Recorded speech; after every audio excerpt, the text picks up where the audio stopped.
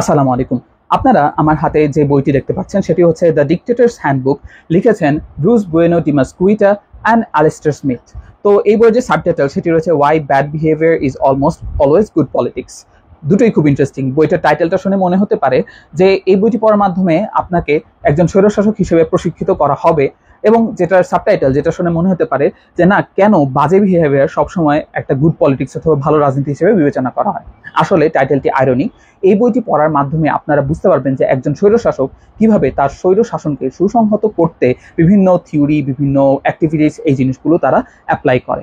So এই বইটি নিয়ে আমি একটি সিরিজ নির্মাণ করছি, এবং এটির প্রথম পর্বে আজকে আমি প্রাথমিকভাবে বিভিন্ন বিষয় আলোচনা করব। তো প্রথমেই একটি গল্প দিয়ে শুরু করা যাক। ফ্রান্সের রাজা লুইস 14তম, তিনি যখন 1643 সালে ক্ষমতায় আসেন তখন তার বয়স ছিল মাত্র 4 বছর। তার বদলে তার মা সেই দেশটি অর্থাৎ ফ্রান্সকে শাসন করলেও সে যখন 1661 সালে সে শাসনে অ্যাকচুয়ালি আসে তখন তার দেশ ব্যাংক্রাপ্ট হয়ে যায়। তো এই যে ব্যাংক্রাপসি, এটা কিন্তু তার আসলে এরকম একটা টেনশন ছিল না যে এই ব্যাংক্রাপসির কারণে সে জনগণের জন্য উন্নয়নমূলক কাজ করতে পারবে না, বরং তার টেনশন ছিল এই যে যেহেতু তার কাছে ওরকম টাকা নেই, তাহলে যে অ্যারিস্টোক্রেট অর্থাৎ বিত্তবান অথবা বিত্তবান শ্রেণীর যে মানুষ রয়েছে তারা হয়তো তাদেরকে সাপোর্ট করবে না, অর্থাৎ এই রাজাকে অথবা এই রাজ্যকে সাপোর্ট করবে না, নতুন রাজা খোঁজার চেষ্টা করবে। অথবা আরেকটা যে তাদের যে ভয় ছিল সেটা হচ্ছে যে জেনারেল অথবা যে আর্মিদের যে জেনারেল ছিল তারা হয়তো সাপোর্ট করবে না। তো এই ভয় থেকে সে একটি জিনিস অ্যাপ্লাই করলো, সেটি হচ্ছে সে একটা আলাদা সার্কেল সে ক্রিয়েট করলো। কিরকম, যে সে সেখানে নিউ অ্যারিস্টোক্রেট নামের একটি শ্রেণী সৃষ্টি করলো, যেখানে তার একদম ট্রাস্টওয়ার্দি এবং ফেইথফুল মানুষকে সে ইনক্লুড করলো এবং তাদেরকে কেবল বেনিফিট দিতে থাকলো। আর জেনারেলদের মাঝে সে নিজে হচ্ছে গিয়ে একটি প্যারামিলিশিয়া গ্রুপ হিসেবে অথবা মিলিশিয়া গ্রুপ হিসেবে তার একটা সেকশন ক্রিয়েট করলো। এবং যারা ওল্ড অ্যারিস্টোক্রেট অর্থাৎ পুরনো বিত্তবান অথবা পুরনো যারা হচ্ছে সেনা সদস্য এরকম ছিল, তাদেরকে সে ভার্সাইল কোর্টে সে সবসময় নিয়মিত হাজিরা দিতে বলতো অথবা থাকতে বলতো।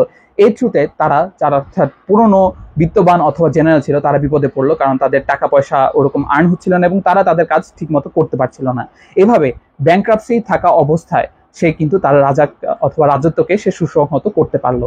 এই যে এই ধরনের সার্কামস্ট্যান্স, এই জিনিসগুলো কিন্তু আমরা এখনো দেখতে পারি। কিছুদিন আগে শেখ হাসিনা সরকারের পতন হলো। এই স্বৈরশাসন পতনের জন্য আমরা অবশ্যই ছাত্র সমাজ জনগণকে ক্রেডিট দিতে পারি, বাট এখানে আমাদের আরেকটা জিনিস ভাবা উচিত যে ব্যবসায়িক গোষ্ঠীও তাদের সমর্থন সেখান থেকে সরিয়ে ফেলেছিল।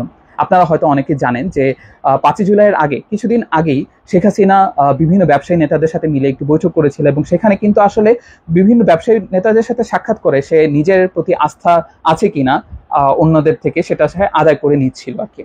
আলটিমেটলি আমরা ধারণা করতে পারি যে সেটি ছিল না, যার কারণে শেখ হাসিনার পতন ঘটে। So there are lots of other aspects আমি বলতে পারি যেটা একটা স্বৈর শাসনকে সুসংহত করে অথবা সেটার পতনে প্রমোট করে। তো ওভারঅল এই বইটি পড়ার মাধ্যমে আমরা এই জিনিসগুলো দেখতে পারবো। দেখুন, এই বইটিতে কি এমন আছে যেটা বাইরে নাই সেটা আমি এখানে একটু এক্সপ্লেন করে দিচ্ছি।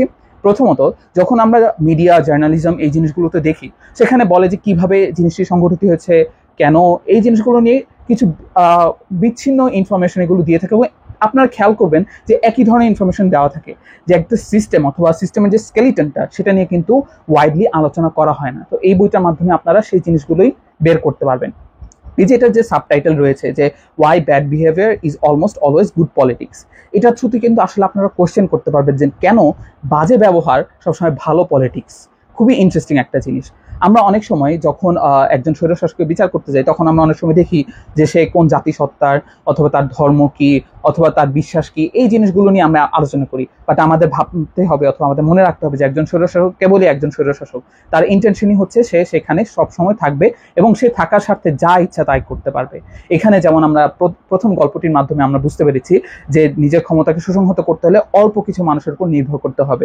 পরবর্তী পর্বতে আমরা জানবো যে 3D অথবা 3 ডাইমেনশনাল ওয়েতে কিভাবে একজন স্বৈরশাসক তার স্বৈরশাসনকে সুসংহত করতে পারে। সো আজকে এতটুকু, ইনশাআল্লাহ সামনের পর্বে আশা করি আপনারা সাথে থাকবেন এবং এটি শেয়ার করবেন। আশা করি আমাকে আরো ভালো পরামর্শ দিবেন। ধন্যবাদ। সালাম আলাইকুম।